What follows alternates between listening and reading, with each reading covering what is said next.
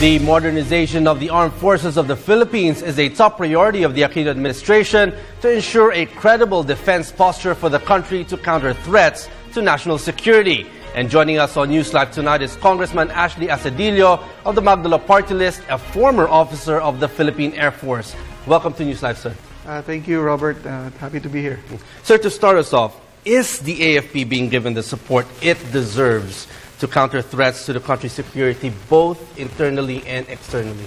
Well, that was precisely the point I was trying to make earlier today when we had a budget hearing with DND. The AFP has a cash allocation program which it wants to follow over the next 5 years. Supposedly from 2013 to 2017, the AFP should be getting 85.2 billion pesos. But the releases so far, last year, there was only 10 billion. And this year, there will be another 20 billion. So based on the cash allocation program of the AFP, there will be a shortfall of 14 billion plus another 6.8 billion for a total of 20.8 billion. So right from the very start, you will see that there is already a funding gap. But to be fair with the Aquino administration, comparing this with the past 3 administrations before President Aquino, this administration has given more money to the modernization than the 3 last presidents combined.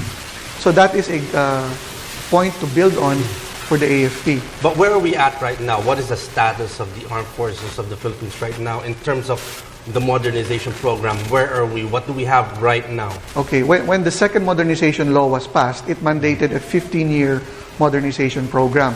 So that would be divided into 3 5-year horizons: Horizon 1, 2, and 3.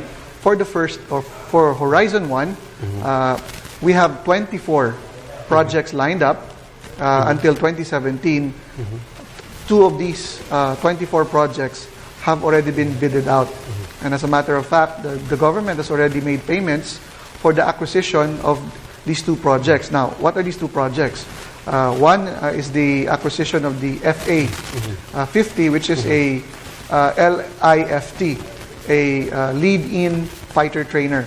It's a jet trainer, but has been armed with standoff weapons as well as surface-to-air and air-to-air missiles. Now, the second project, which I mentioned, is the acquisition of 8 attack aircraft. Now, these attack aircraft will be performing a diverse role because it can serve both for territorial defense as well as to beef up also our internal security operations. When will that happen? Actually, for the FA-50, we will receive delivery of the first 2. I assume this will be for training purposes by first quarter of next year. Delivery will be completed in 2016. I expect in short order, between 6 to 12 months, we will also be receiving delivery of the 8 attack helicopters. Now, how do we manage that? We have a pretty long horizon in terms of the modernization program, 15 years or 5 years gaps. You said Horizon 1, Horizon 2, but how do we manage now with the internal threats that we have and also managing the international threats that on a global scale that's happening? How do we manage that internally here? That's a very good point, Robert. First, the Armed Forces has to review its training and its doctrines because for a long time they have been beset with internal security operations. Now, after they have retooled their manpower, comes the delivery of the equipment. For the 22 other projects which are lined up for the modernization, I would like to encourage that the Department of National Defense and the AFP consider versatility. What does this mean? The equipment that we shall acquire should be able to perform multiple roles so that they can switch from internal quickly to external defense posture. And this is what I mean by being able to manage a quick transition, I would add, from an internal security role to that of a more territorial defense role.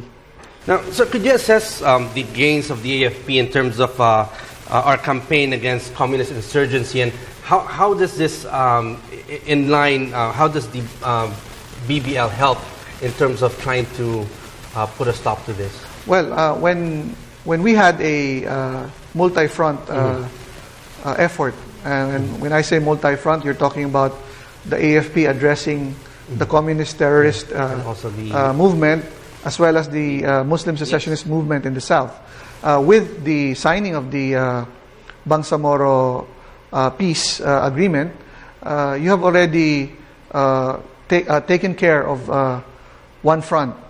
But in terms of the communist insurgency, where are we at? Well, we are in an impasse right now because if you remember, in December of last year, the CPP, NPA, NDF, or collectively called the CNN, they unilaterally declared that they were withdrawing from the peace talks.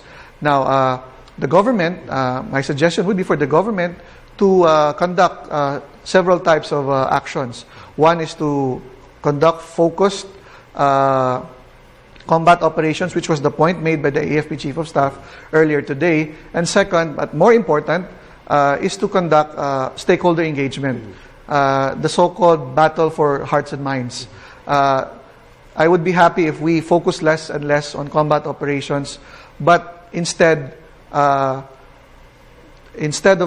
focusing on combat operations, instead focus on community engagement and fostering the trust of affected communities with the government, and the AFP would be the key to this, because in many parts of our country, virtually there is no government presence except those of our soldiers. So I think this would be a key to unlocking these otherwise closed communities and making them more open for government programs, so that when these government services flow in, our soldiers don't have to conduct their combat operations. Now that we see that we're focusing on internal security, trying to fix that.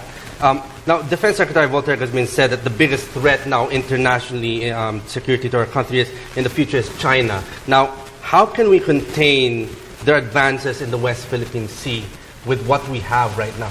Well, actually, I'm not exactly sure if we can use the word contain.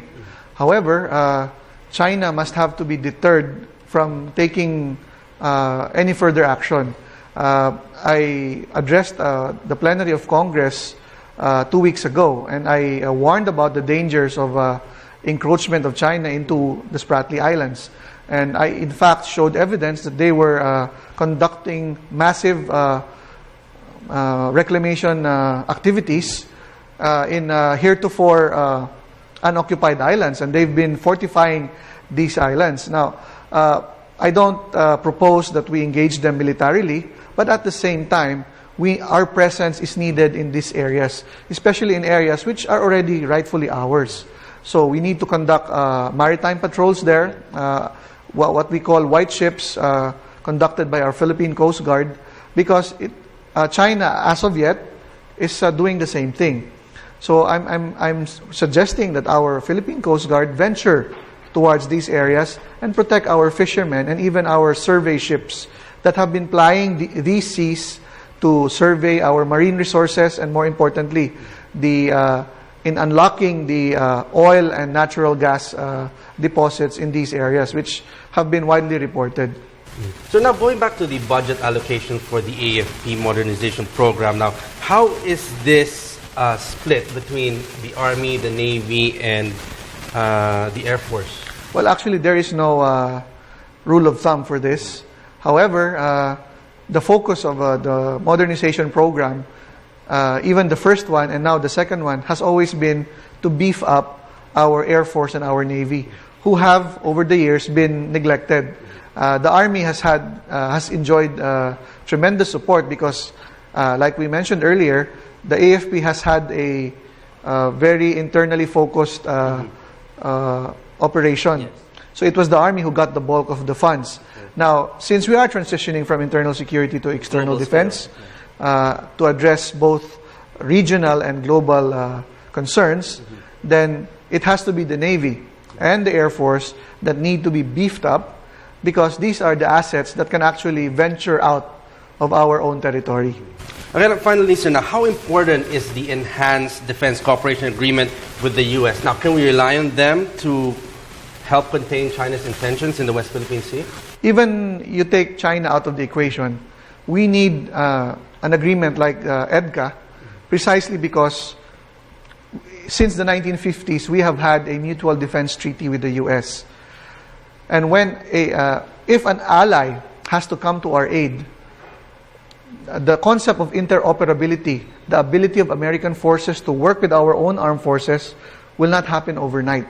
There has to be constant training together and communicating together for this, for the allies system to work.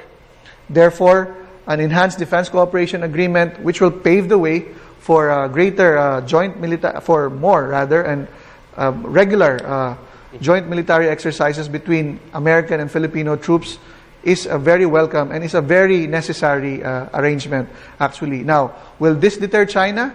Hopefully, because there